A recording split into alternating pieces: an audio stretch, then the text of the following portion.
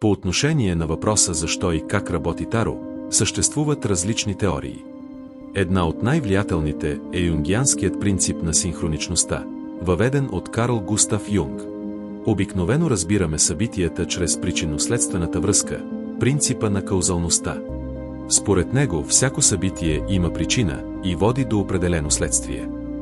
Около 1930 година Юнг предлага алтернативен начин за разбиране на реалността. Той въвежда идеята, че съществуват събития, които изглеждат свързани, но не могат да бъдат обяснени чрез причинност. Тази връзка той нарича синхроничност. Синхроничността се отнася до съвпадения, събития, които се случват едновременно, нямат пряка причинно-следствена връзка, но въпреки това носят смисъл. Те не са просто случайни, а изглеждат значими за човека, който ги преживява. Юнг използва този принцип, за да обясни точността на различни гадателни системи. Според Юнг синхроничността представлява съгласуване между вътрешното психично състояние и външните събития.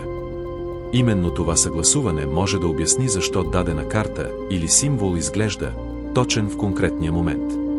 В контекста на Таро синхроничността предлага едно от най-балансираните обяснения за неговата точност.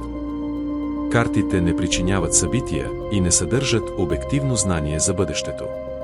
Вместо това, те отразяват вътрешното състояние на човека в момента, в който са изтеглени.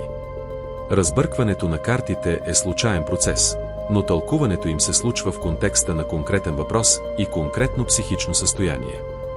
Именно това съвпадение между вътрешно и външно създава усещането за смисъл.